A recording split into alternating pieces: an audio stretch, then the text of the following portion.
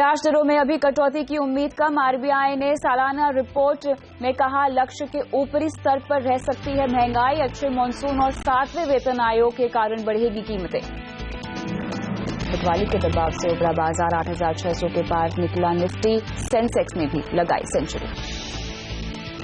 IOC के अच्छे नतीजे। मार्जिन 5% से बढ़कर 13% के करीब पहुंचा। एक पर एक बोनस शेयर को भी मंजूरी। अब डीएलएफ के नतीजों का इंतजार।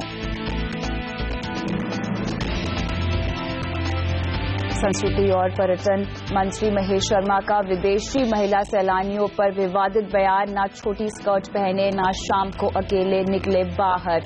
विवाद बढ़ने पर दी सफाई। विभिन्न देश भी अपनी एडवाइजरी जारी करते हैं, ये उसी का हिस्सा था। लेकिन मैंने किसी के पहनावे को, मैंने किसी को ये नहीं कहा कि आप क्या करें। जैन मुनि तरुण सागर पर विशाल ददलानी के बयानों पर भड़का जैन समुदाय। दिल्ली में केजरीवाल के घर के बाहर जैन समुदाय का विरोध प्रदर्शन। ददलानी के खिलाफ एफआईआर।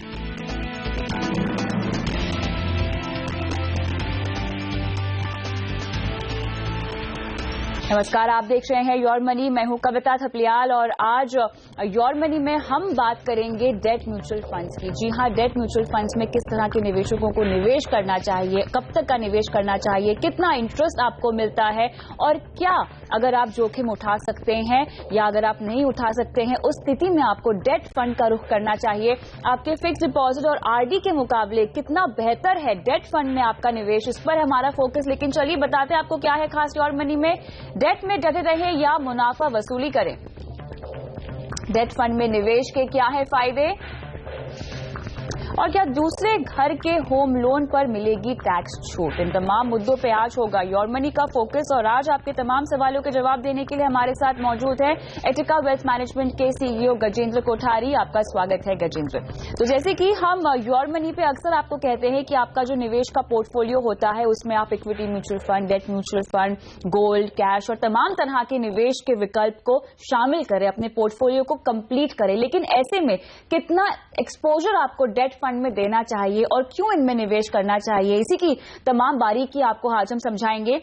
गजेंद्र जी, मुझे ये बताइए कि अगर हम जोखिम की बात करें, रिस्क की बात करें, तो अक्सर हम कहते हैं कि आप अगर बाजार में निवेश करके जोखिम नहीं उठाना चाहते हैं तो आप डेट फंड के जरिए निवेश कर सकते हैं। लेकिन अगर हम ट्रेडिशनल इंस्ट्रूमेंट्स जैसे कि एफडी की बात करें, आरडी की बात करें या तमाम स्मॉल सेविंग इंस्ट्रूमेंट्स की बात करें, वो भी एक तरह से रिस्क एवर्स इन्वेस्टमेंट्स ही हैं। उनमें और डेट फंड में क्या फर्क है? बिल्कुल। सबसे पहले हम बात करते हैं कि लोग नॉर्मली जो म्यूचुअल फंड्स समझते हैं, म्यूचुअल फंड्स का मतलब वो समझते हैं ये जोखिम निवेश है। हाँ। और 90% इन्वेस्टर्स म्यूचुअल फंड्स को इक्विटी के तहत कंपेयर करते हैं। हाँ। और उसमें निवेश नहीं करना चाहते हैं। बट निवेशकों को ये पता नहीं कि म्यूचुअल फंड्स खाली एक व्हीकल है, जरिया है। आप म्यूचुअल फंड्स के थ्रू आप डेट में भी निवेश कर सकते हैं और आपके पास बहुत सारे ऑप्शंस हैं आज की डेट में। आपकी जो अवधि है, आपकी जो रिटर्न एक्सपेक्टेशन है, उसके हिसाब से आप प्रोडक्ट्स चूज कर सकते हैं। Exactly, सो जो इन्वेस्टर हायर टैक्स ब्रैकेट्स में आते हैं 20%, 30%, अगर वो आप एफडी या और बाकी कोई स्मॉल सेविंग स्कीम में निवेश करते हैं तो उनको हाईएस्ट टैक्स देना पड़ता है। अगर मैं 30% टैक्स ब्रैकेट में हूं और अगर आज जो 1 ईयर बैंक फिक्स डिपॉजिट है 7.5% उसका ब्याज दर है तो मेरे हाथ में 5% से ऊपर नहीं आता है, बिकॉज उसमें से 2.5% टैक्स में चला जाता है। राइट।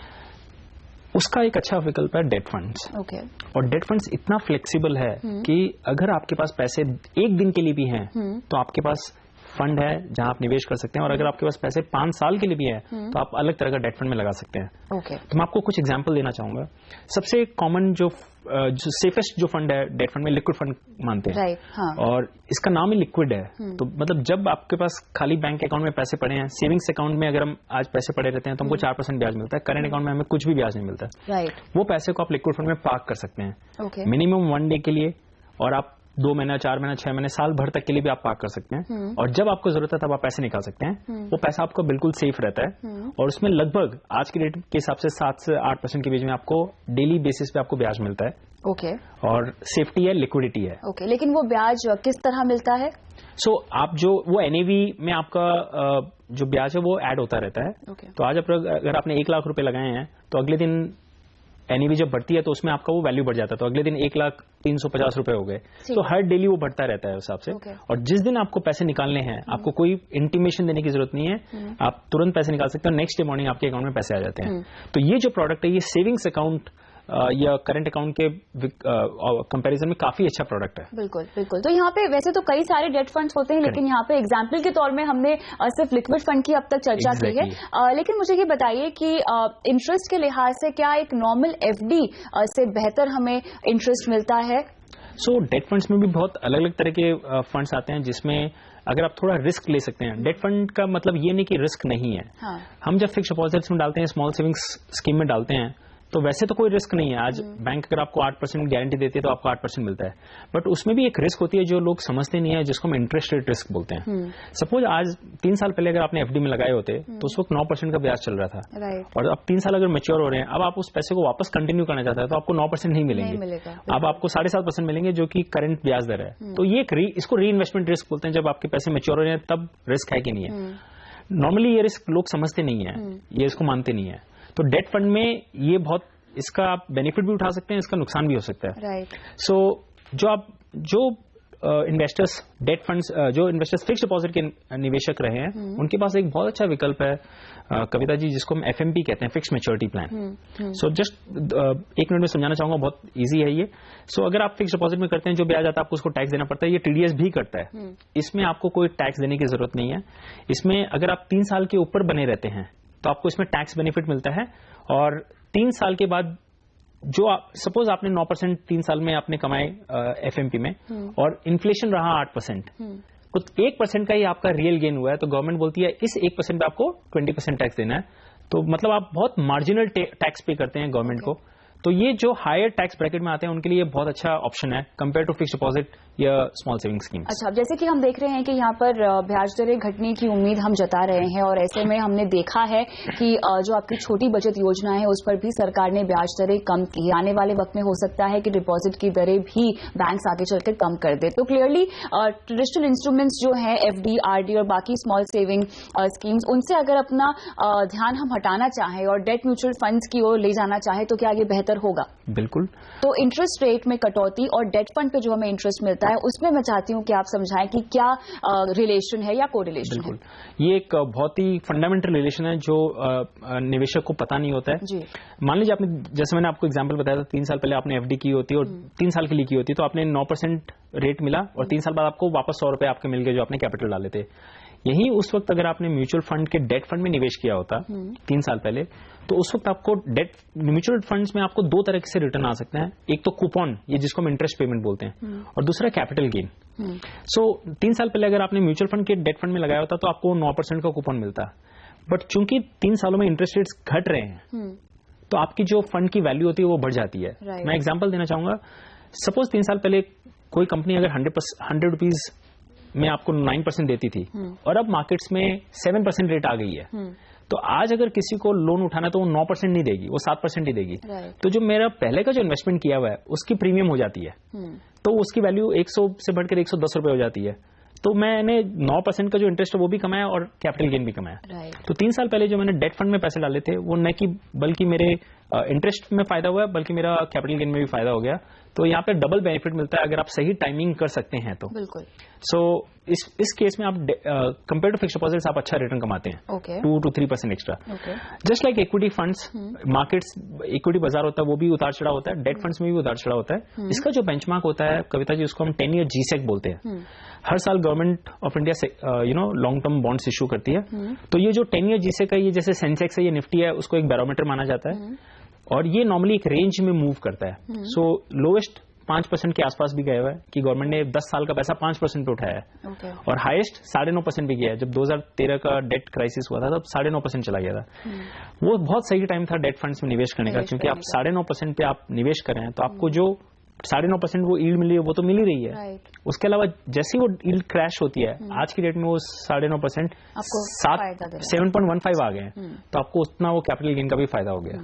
तो दोनों तरह से आप निवेश कर इंटरेस्ट कमा सकते हैं। और 3 साल के अगर आपने ऊपर ये रखा इसको, तो आपको कैपिटल गेन बहुत फायदा होता है जो आपको एफडी में नहीं मिलता है। राइट। तो यहाँ पर अमूमन जो लॉक इन पीरियड भी होता है वो डेट फंड में अब 3 साल कर दिया गया है। ये लॉक इन पीरियड नहीं है, ये आपको टैक्स एंगल से आपको अगर बेनिफिट लेना है तो आपको 3 साल बने रहना है। हालांकि म्यूचुअल फंड्स की अच्छी बात है, आप कभी भी पैसा विड्रॉ करना चाहे तो आप कर सकते हैं। बहुत सारे म्यूचुअल फंड्स में कोई एग्जिट लोड भी नहीं होता है, जैसे लिक्विड फंड्स उसमें कोई एग्जिट लोड नहीं है। आप 2 दिन 5 दिन 10 दिन जितने दिन रखना चाहे रख सकते हैं, जब निकालना चाहे निकाल सकते हैं। और बाकी डेट फंड्स में भी कोई एग्जिट, किसी में एग्जिट लोड होते हैं किसी में नहीं होते हैं, बट लॉक इन किसी में नहीं होता है। एफएमपी जो प्रोडक्ट है उसी में सिर्फ लॉक इन होता है, फिक्स मैच्योरिटी प्लान है, उसमें आप बीच में निकल नहीं सकते हैं।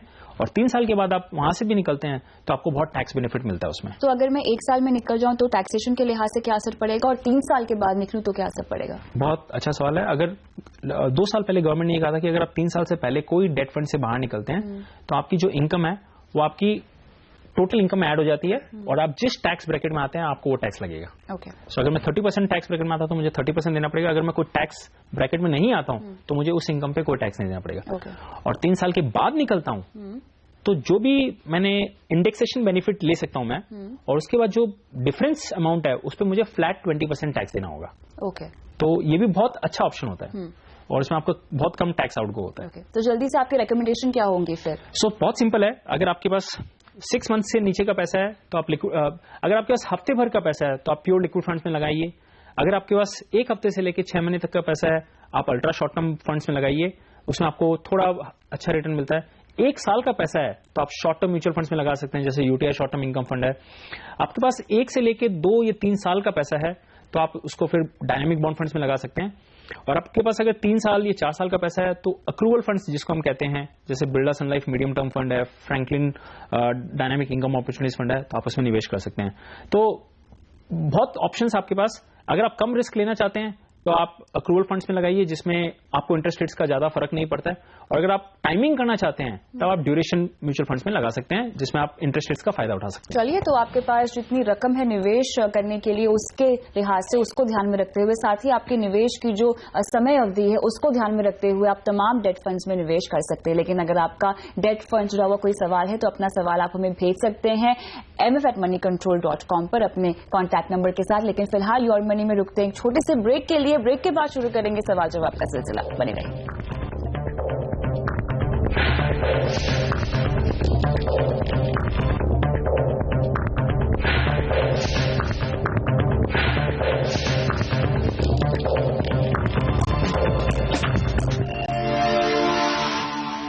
योर मनी में जुड़ते हमारे पहले दर्शक से वीरेंद्र शर्मा हमारे साथ फोन लाइन पर है। नमस्कार, बताइए क्या सवाल है आपका? हेलो मैम, वीरेंद्र बोल रहा हूँ जी। मेरा एक सवाल है, बेसिकली मैंने 2 फ्लैट परचेज किए हैं अब तक। पहला मैंने किया था 2005 में, जिसमें मैं अभी फिलहाल रह रहा हूँ। ओके। एंड जिसके अंदर मैं ऑफकोर्स अपने इनकम टैक्स के अंदर प्रिंसिपल और इंटरेस्ट को मैं ठीक है उसके बेनिफिट्स यूज कर रहा हूँ। ठीक है। बट प्रॉब्लम मेरी है सेकंड वाले जो फ्लैट को मैंने 2011 में खरीदा था। अच्छा। अनफॉर्चुनेटली वो अभी डिले भी है। हाँ, पोजीशन नहीं मिला है ना आपको? हाँ जी, पोजीशन नहीं मिला मुझे। एंड मेरा क्वेश्चन है जिस वन इसकी क्या मैं इसमें इनकम टैक्स बेनिफिट क्लेम कर सकता हूँ और कब और कैसे? ठीक है, देते हैं आपके सवाल का जवाब। गजेंद्र जी, पोजीशन से पहले क्या इन्हें बेनिफिट मिल सकता है? बिल्कुल।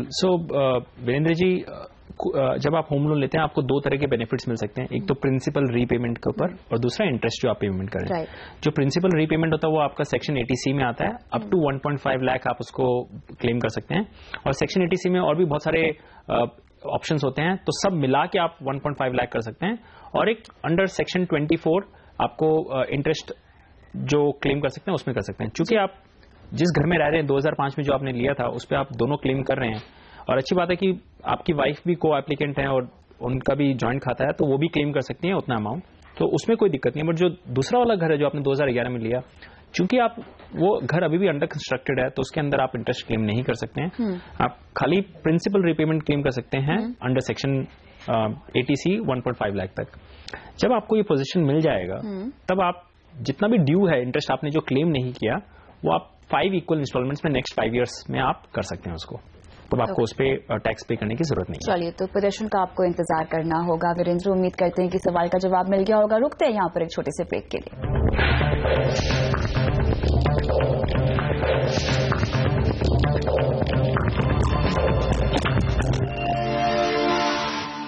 योर मनी में अगले दर्शक हैं बेंगलुरु से अंकित सिंगल हमारे साथ फोन लाइन पे। नमस्कार अंकित, आपकी फाइनेंशियल प्लान तो हमारे पास है, ये बताएं कि आपके आर्थिक लक्ष्य क्या है?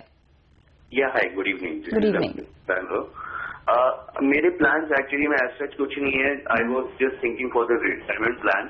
ओके। तो मैं पिछले 3 साल से कुछ म्यूचुअल फंड्स में भी इन्वेस्ट कर रहा हूँ और मैं एक IT कंपनी में काम करता हूँ। ओके, आप सिंगल है या मैरिड है? नहीं, मैं मैरिड हूँ। ओके, तो मुझे बताइए कि आपने जो इंश्योरेंस पॉलिसीज ली हुई हैं, बिरला सन लाइफ की कौन सी पॉलिसी है और कितने साल हो गए हैं बिरला सन लाइफ और कोटक सेवर को लिए हुए? मैम, कोटक सेवर को 3 साल हो गए, बिरला सन लाइफ को भी 2 साल हो चुके हैं। ओके। 25,000 पर एनुअल उसका जी, उसकी डिटेल्स हमारे पास है। और मुझे बताइए कि आपने जो हेल्थ प्लान लिया हुआ है, ये फैमिली फ्लोटर है 10 लाख का कवर?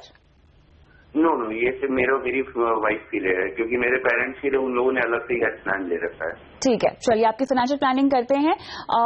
गजेंद्र जी, बहुत सारे गोल्स इनके होने चाहिए थे जो इन्हें लाइंड अप करने चाहिए थे, लेकिन नहीं किए हैं। सबसे पहले रिटायरमेंट का ही गोल लिया है, लेकिन उससे पहले मैं चाहती हूँ कि आप इनको इंश्योरेंस पे सलाह दें, जिन्होंने बिरला सन लाइफ की पॉलिसी ली और कोटक सेवर लिया है। बिल्कुल अंकित जी, आपने सबसे अच्छा ये किया कि आपने टर्म इंश्योरेंस प्लान लिया 1.5 करोड़ का। हाँ। तो वो बहुत सही है, बट आपको गोइंग फॉरवर्ड ये धीरे धीरे बढ़ाते रहना चाहिए। हाँ। जैसे जैसे आपकी रिक्वायरमेंट्स बढ़ती है। आपने बाकी जो इंश्योरेंस प्लान्स लिए बिरला सन लाइफ का, कोटक सेवर का, ये आपने सही डिसीजन नहीं लिया है। आपने ये एंडाउमेंट और यूलिप प्लान्स में निवेश किया है। इसको मैं रिक्वेस्ट करूंगा, अगर ये लॉन्ग टर्म के प्लान्स हैं तो इसको आप तुरंत बंद कर दीजिए। इसको रिव्यू कीजिए पॉलिसी को, और इसको अगर आप बंद कर सकते हैं और पैसे निकाल सकते हैं तो आप इसको जल्द से जल्द निकाल लीजिए, क्योंकि इसमें लॉन्ग टर्म में रिटर्न आपको 5 to 8% के ऊपर रिटर्न नहीं आने वाला।